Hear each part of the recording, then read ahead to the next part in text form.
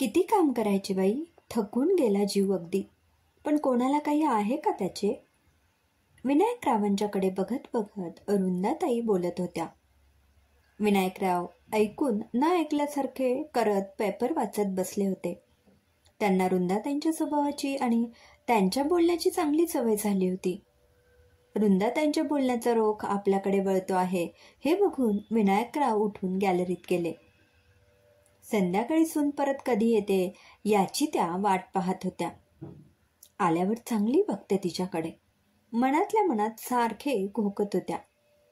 विशाखा त्यांची सून घरात आल्याबरोबर त्यांनी तोंडाचा पट्टा सुरू केला. सासू थकली आहे, तिचे वय झाले आहे, तुला काही आहे की नाही त्याचे? नुसती नट्टापट्टा करून निघून जातेस आणि वर नोकरी करते म्हणून तोरा बघा किती. काय झाले आई, एवढी का चिडचिड करता आहात? विशाखा सौम्य आवाजात म्हणाली.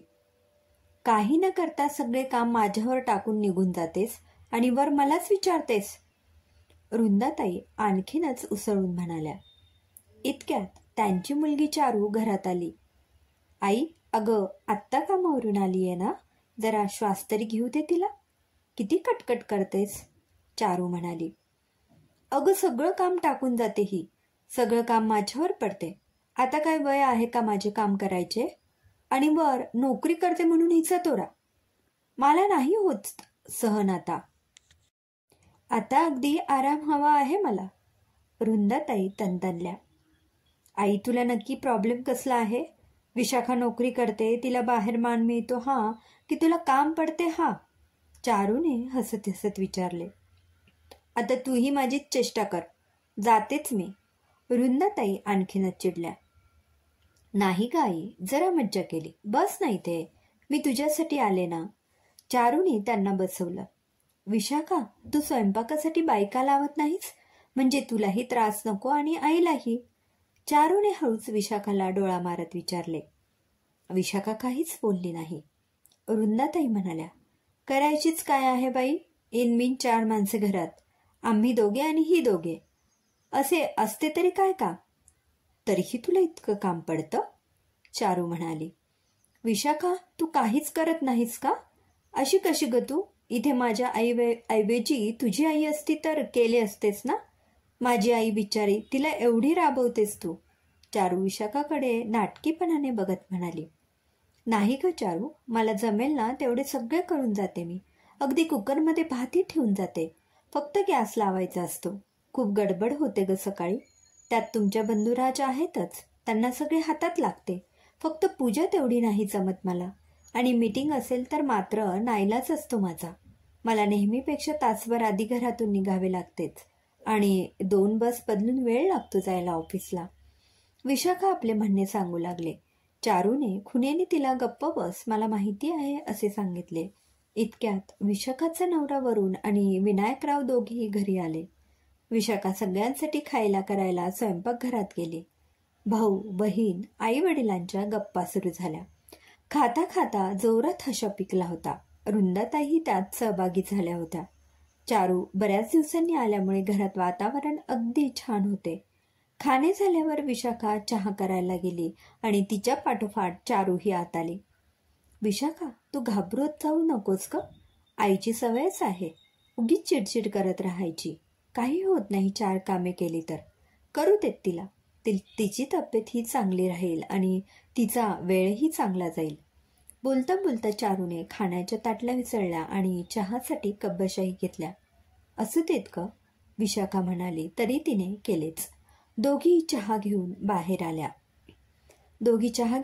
आल्या आणि रुंदाताईंनी परत बडबड सुरू केली. कधी नवे आलीये चारू आणि तू तिलाही कामाला लावले? काय ग विशाखा हे? बघ वरून तुझी बायको, तुझ्या आईवर काम टाकून जातेच. आता चारू आलीये किती दिवसांनी तर तिलाही लावले कामाला. आई, चारू जरा जोरातच म्हणाली. अगं चहा आणि खाणे मी नाही केले, विशाखानेच केलंय आणि 2 कब्बशा बाहेर आणल्या म्हणजे काही काम होत नाही. रुंदा सारखी कसली का ओरडत असतेस विशाखाला? बिचारी दमून येते तरी 2 वेळेला ताजा स्वयंपाक करते. तुझी आवड निवड बघते, तुझ्या सगळ्या आज्ञा पाळते. आणखी काय करायला हवं तिने? विनायकराव देखील सुनेची बाजू घेत आहेत हे बघून रुंदाताईंना कसेकसेच झाले. तुम्हाला माहिती तरी असते का किती काम असते ते? उगाच उचलली जीभ लावली टाळायला. रुंदाताई फणकारल्या. आता ह्या दोघांचे भांडण लागणार हे लक्षात येऊन वरून आईला म्हणाला, आई खरंच ग, खूप काम असतं. सांग बघू काय काय काम लावते ही तुला? काय सांगू बाबा, सकाळी उठल्यावर आधी तोंड धुणे, मग चहा घ्यायचा. मला बाबा गरम गरम चहा लागतो. मग स्वतःची वेणी घालायची, आंघोळ करायची, जरा पावडर कुंकू होईपर्यंत विशाखा नाश्ता देते. मग नाश्ता झाले की देवाची पूजा करायची, पोथी वाचायची. ही केव्हाच निघून जाते कामाला. बाबाच कुकर खाली गॅस लावतात आणि मग भाजी आमटी गरम करून मी वाढते जेवायला. मग मागची परत मलाच आचरावे लागते. तोपर्यंत भीमाबाई येते कामाला. तिच्या मागे मागे फिरावे लागते. पेपर वाचता वाचता जरा कुठे डोळा लागला की तुमच्या बाबांना चहा लागतो. दिवसभर नुसती मर मर मरते, पण तुझे बाबा बघ एकदा, थोडे तरी काही वाटते का त्यांना बायकोबद्दल? असे म्हणून रुंदाताईंनी डोळ्याला पदर लावला आणि चारू, वरुण आणि विनायकराव एकमेकांना टाळ्या देऊन हसू लागले. विनायकराव पटकन म्हणाले, 1 हात लाकूड आणि 7 हात ढलपी. आई, अगं तू काय काम करतेस? आंघोळ करणे, वेणीफणी करणे ही काय कामे झाली का? ते तर स्वतःचे आवरणे झाले. तू पूजा कर असे तुला कुणी सांगितले आहे का? पोथी वाचायची जबरदस्ती केली आहे का? तू तुझ्या आवडीने पूजा करतेस, मग त्याचा तुला त्रास कसा होतो? उलट मन प्रसन्न व्हायला हवे ना? कुकर सुद्धा बाबाच लावताच म्हणतेस, मग तुला असे काय काम पडते? फक्त मागचे आवडतेस ना? आणि भीमाबाईंच्या मागे फिरण्याऐवजी लवकर झोप, म्हणजे तुला मिळेल विश्रांती. चारू आईला समजावणीच्या सुरात म्हणाली, भीमाबाईंच्या मागे फिरायची काय गरज आहे? इतकी वर्ष त्या कामाला आहेत आपल्याकडे. अगं चारू, त्यांच्या मागे मागे नाही फिरावं लागत, ही फिरते. त्याशिवाय गावच्या बातम्या कशा कळणार हिला? विनायकरावांनी त्यांची चेष्टा करत म्हणाले, आई, तू जेवढे काम करतेस ना त्याच्यापेक्षा गाजावाजा जास्त करतेस. त्यामुळे तुला सगळे नावच ठेवतात अगं. आणि असे बघ, आज विशाखा तुझ्या प्रत्येक शब्दाला मान देते आहे, तुझे सगळे ऐकून घेते आहे. पण तू अशीच करत राहिलीस तर ती तुला विचारेल तरी का? प्रेम दोन्हीकडून असते, ते आधी द्यावे लागते तरच मिळते.